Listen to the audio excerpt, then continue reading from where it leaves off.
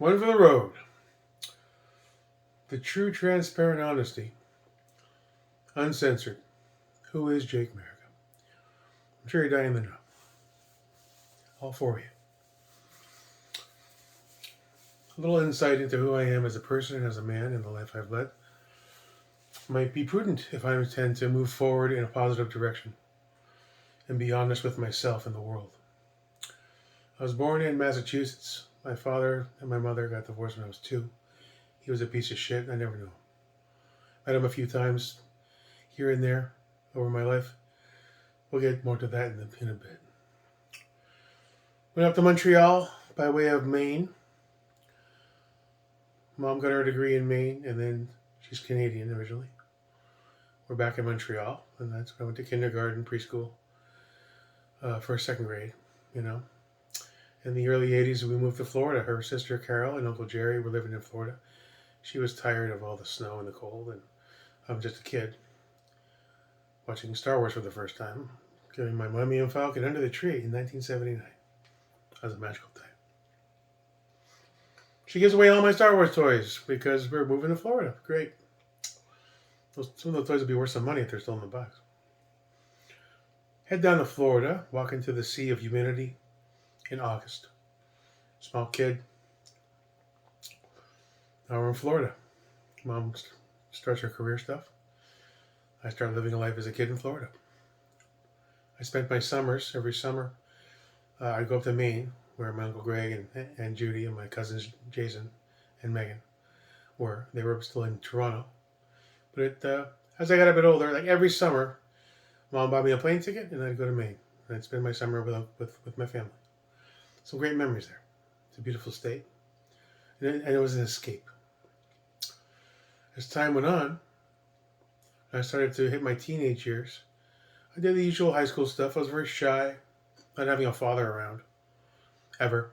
Not having that figure to show you what's right and wrong, how to be a man.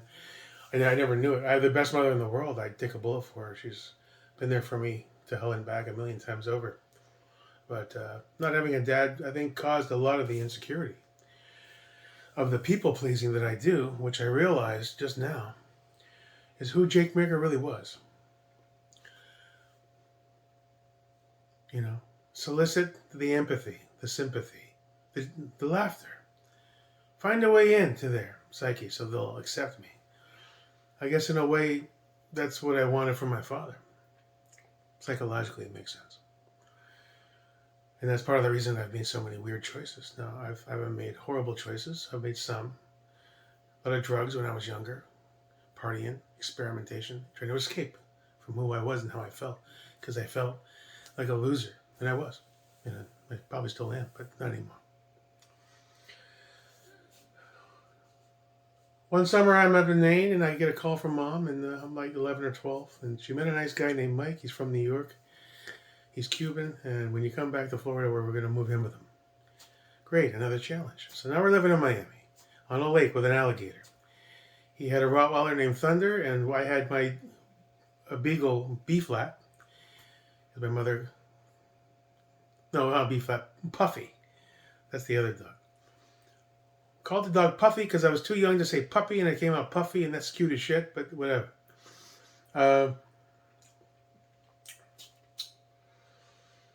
And then Puffy disappeared because Puffy was smarter than Thunder, and they used to swim into the lake to go around the fence and go around and go gallivant and then swim around and come back. One day Puffy didn't come back. So either the alligators got her or something happened. That was a sad day, but let's move on. Before you know it, my mother and Mike buy a house. My mother buys the house because he can't hold on to a job more than 6 months because he loves to snort things. Nice, I'm going to say this about Mike. Mike was a stepfather. He was probably most father-like.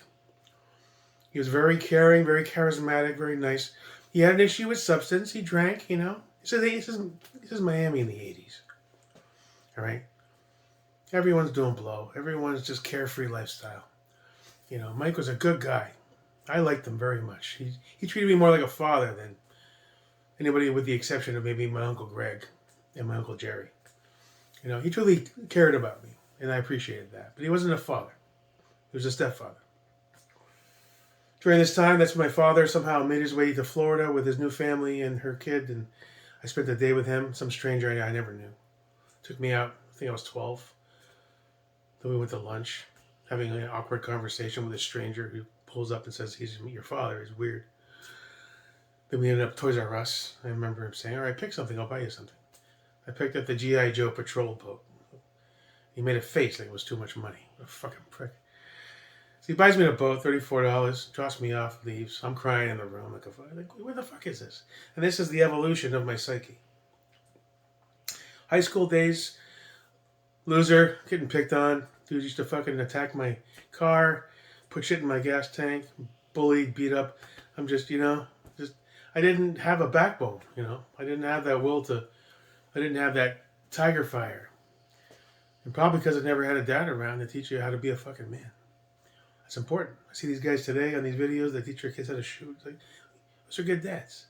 I wish I would have had that. I wish I had those fundamentals when I was a kid. I wouldn't be doing this stupid shit so late. It's not stupid. It's great. But fast forward there. Miami, skipping school, hanging out, trying to be cool, trying to solicit empathy and likes, laughter. Like me. Please like me. And, I get in some trouble hanging out with the wrong people. They tell me they need help moving. Like, sure, I'll help you move. Friends. It turned out they weren't moving themselves. They were helping themselves to somebody else's apartment contents and saying they were moving. They were moving something. And then, of course, I'm the one that fell for it, right? I'm like 15. And then they get caught. And they said I was the guy in charge. I end up in a jail cell for about a day. Half an hour. Everything was dropped. It was bullshit, I had no idea what was going on. Started getting into trouble. Making poor decisions. Being a nice guy. Right? Time goes on. High school turns into skipping school every other day. I'm just trying to get along, be along. And of course, I choose the worst pieces of shit to fucking tie myself to. Not the geeks that are going to end up creating Amazon. But these fucking losers over here drinking Cisco behind the bleachers. Yada, yada, yada. Time goes on. I end up getting in more trouble hanging out with wrong people. My mother says, I want you to join the military. That's it. My Uncle Jerry, he's a great guy. Salt of the earth. His brother was in Vietnam, and he was more of like a hippie-ish. You're not sending my nephew to go fight in the war, So he came down and said, you're coming to live with me. Up to Broward County, where Fort Lauderdale is. And then I moved to a new area. Okay, a new challenge. Mom's still down in Miami doing her thing with Mike. I'm living in my aunt and uncle's house in Fort Lauderdale.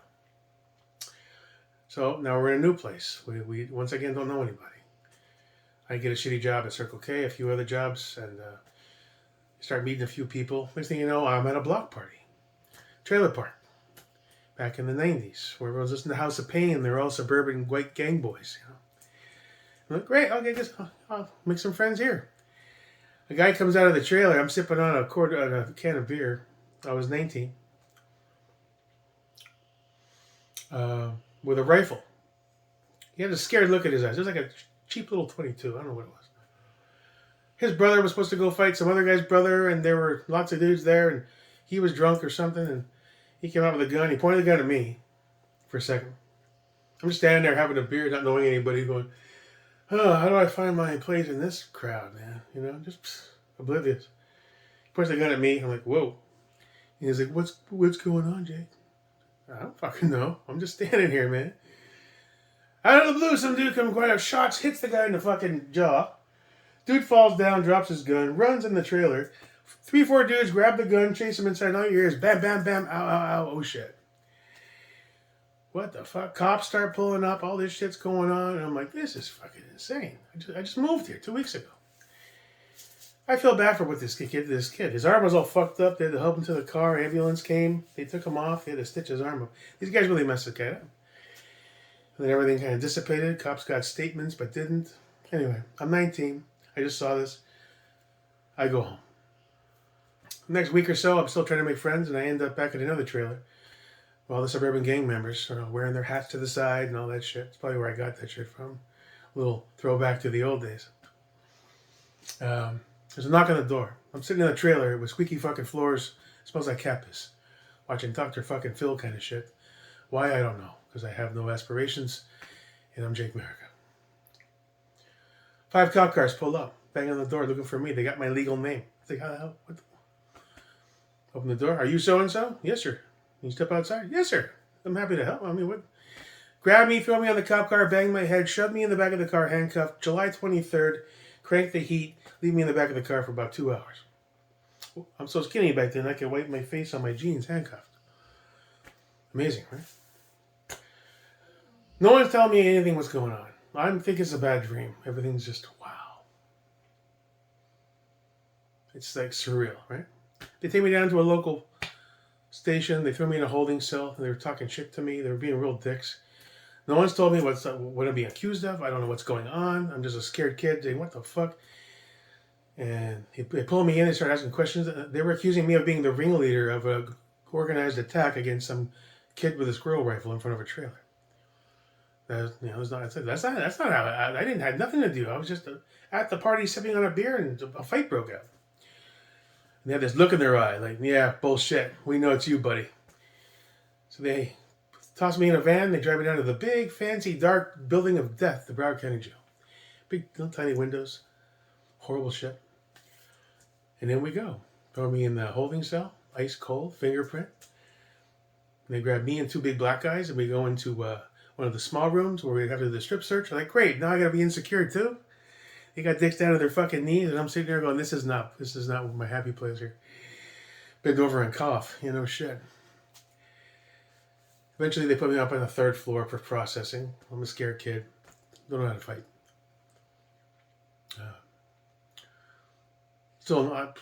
I call my mom collect. She doesn't answer the phone. So a few days later, they transfer me up from the 3rd floor. And they figure out where they're going to put you. 5th or 6th, 4th, 5th, 6th. 7 and 8 was reserved for like the high max security, triple murderers, rapists, child molesters, shit like that, the real deal. So they kept me on like the 3rd or 4th floor for a while. Every pod you'd walk in, everyone's sizing you up and doing the shit. I'm going to take your shit, I'm going to fuck you up, all that. Just a constant state of fear. Apprehension. Crying in your cell at night, wondering what the fuck's going on. Builds character. Shitty food.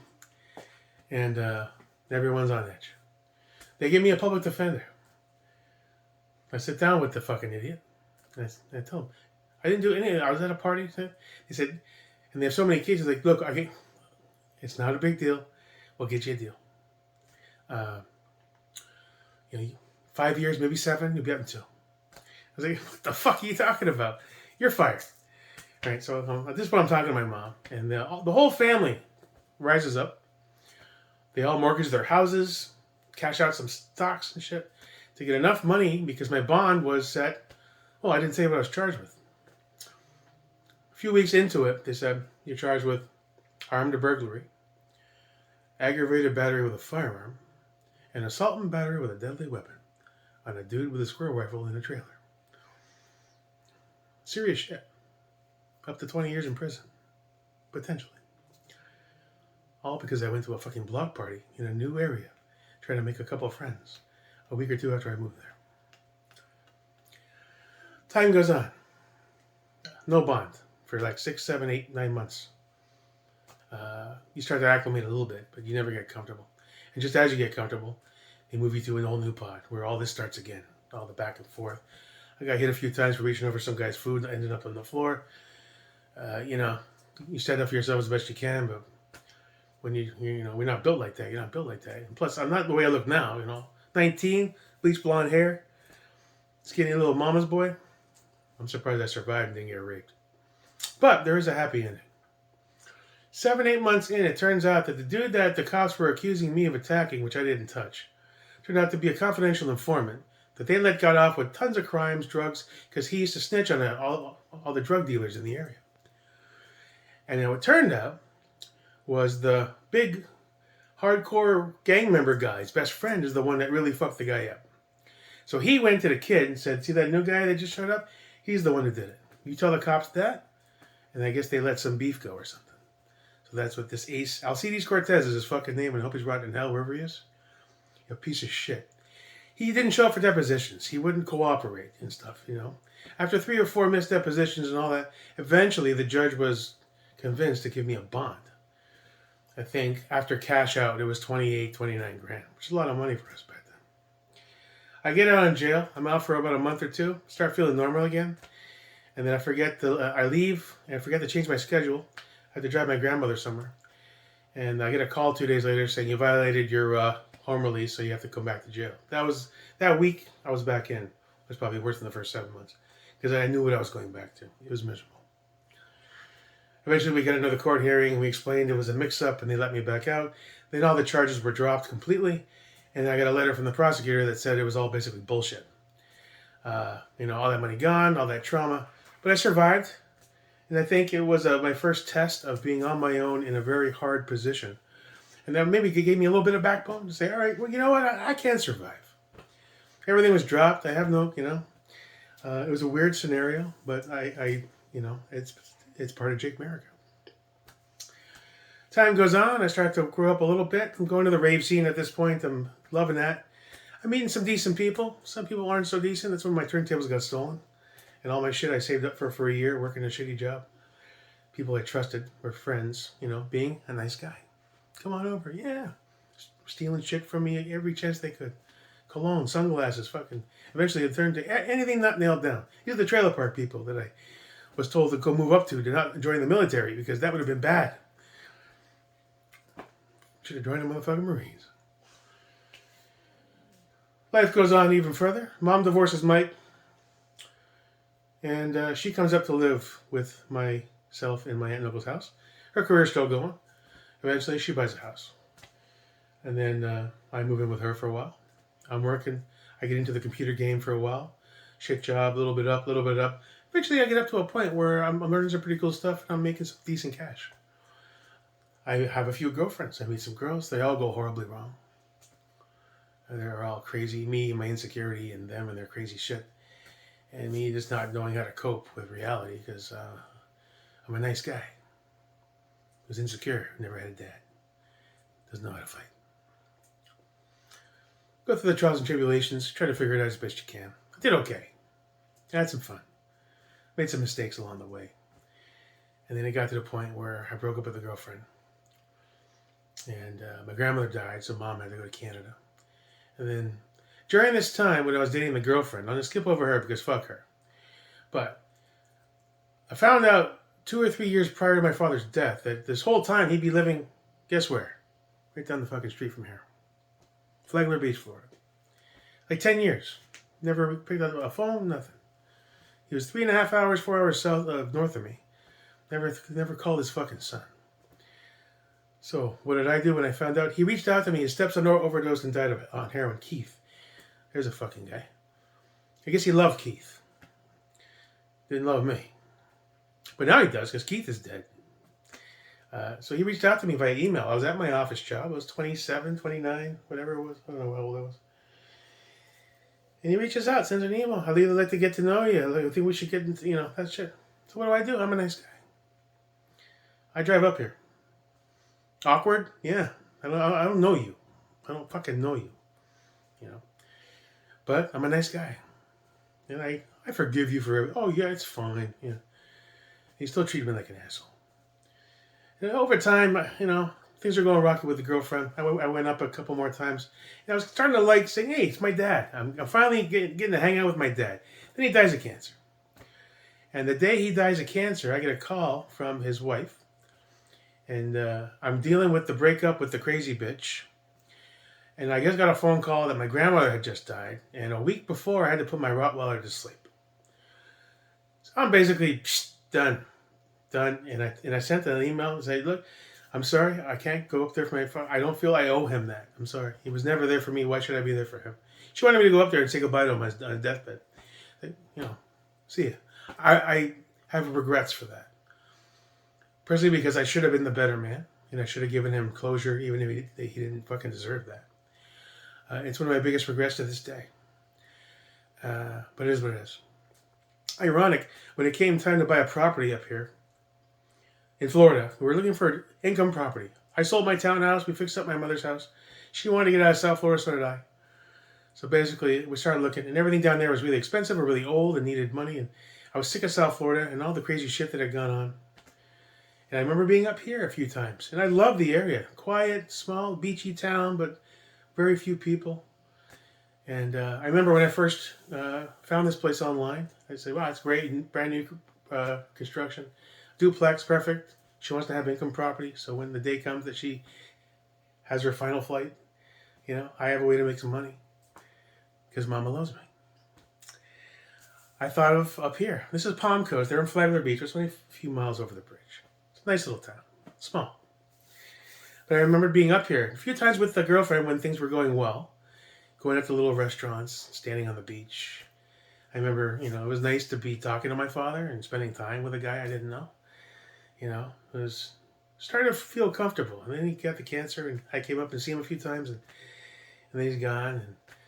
And then some years go by. My career rolls on. Things aren't going great, but I'm using drugs. I'm doing coke here and there. Not crazy, but I'm drinking heavily. I'm trying to cope with not knowing who the fuck I am.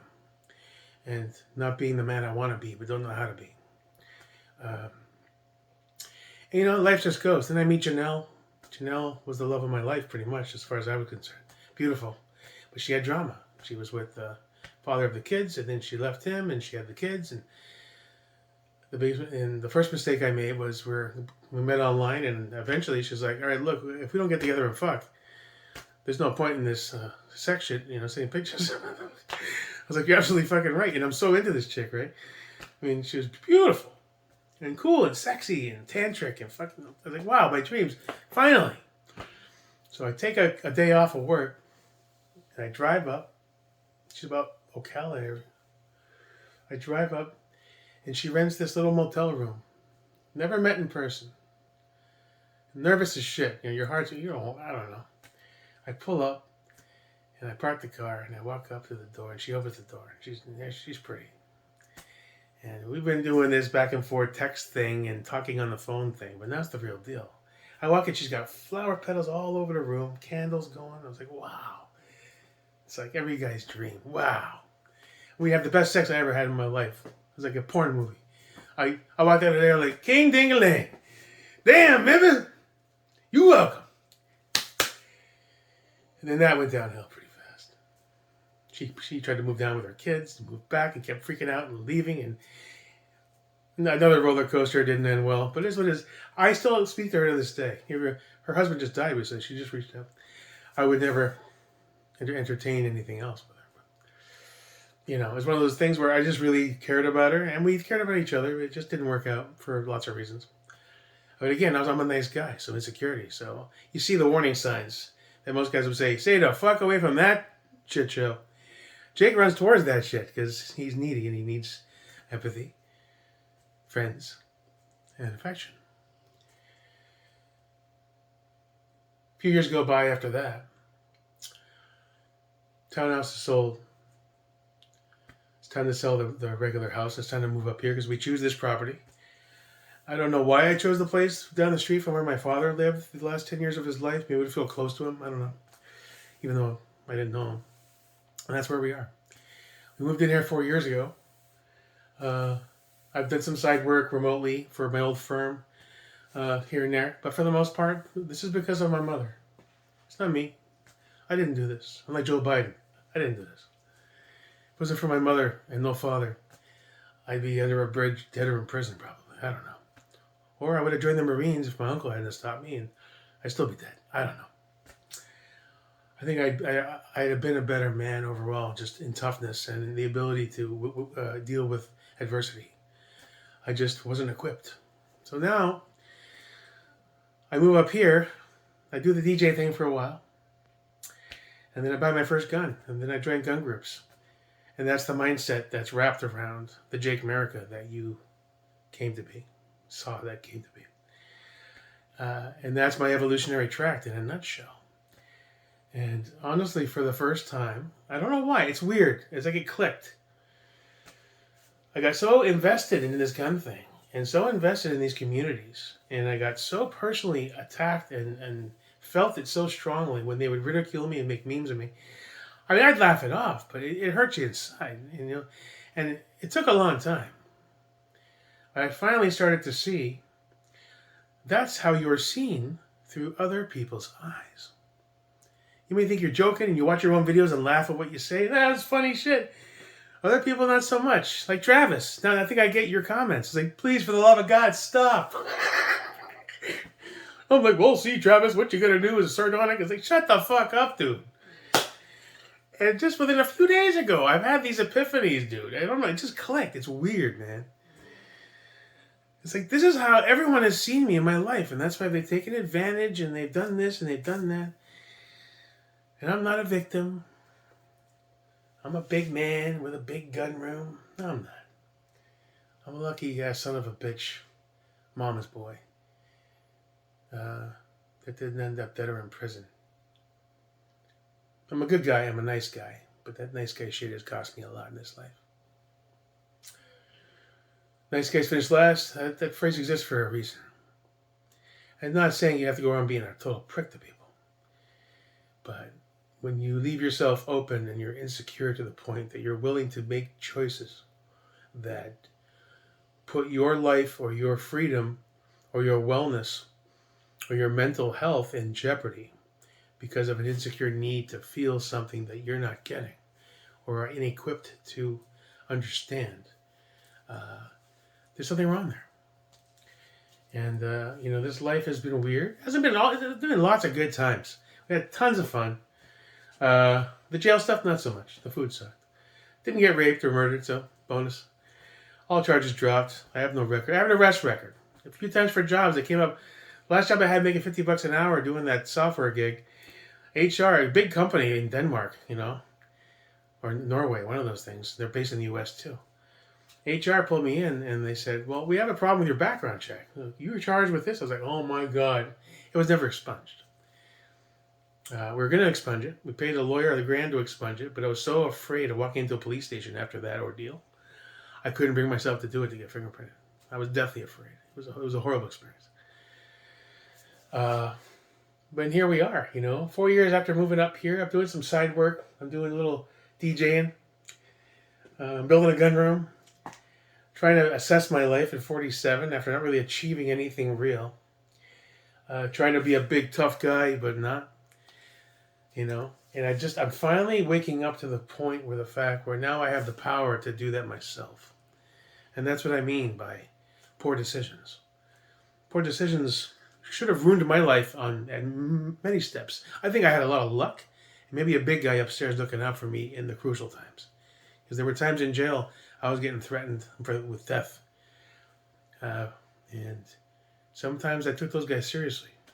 And more than one occasion, the next morning, they were mistakenly transferred in place of another inmate. Paperwork mix-up. Had a few car accidents. Completely totaled. Not a scratch. I think there's somebody up there looking out for me.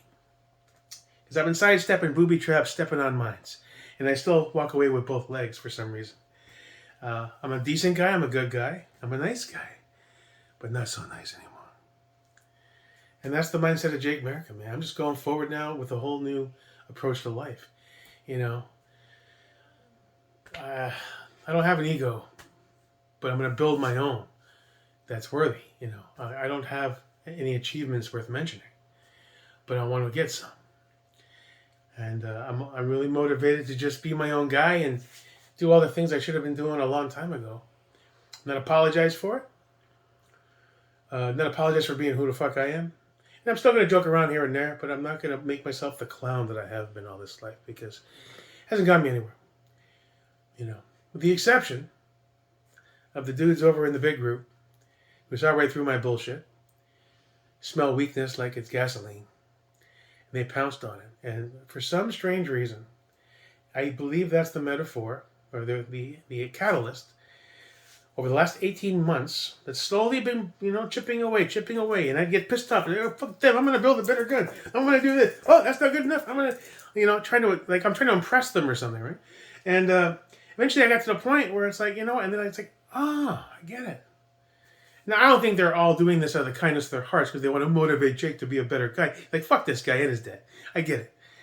But the side effect of it was it gave me confidence that I can do something and achieve something. And that self-confidence grows and grows, and then you open to say, oh, what am I, all the things I've been doing in this life that are self-defeating. My bad habits, my smoking, my horrible eating, being a slothy, lazy, fat prick, not taking care of business, not keeping my house perfect, not going out there every day and exercising and just being a man. A strong, virile man that wants to fucking achieve things and get out there and meet challenges at the head, not hide in a DJ room. Or a gun room for that matter, but we can talk about that some other time. That's Jake Merica. No ego, no pride.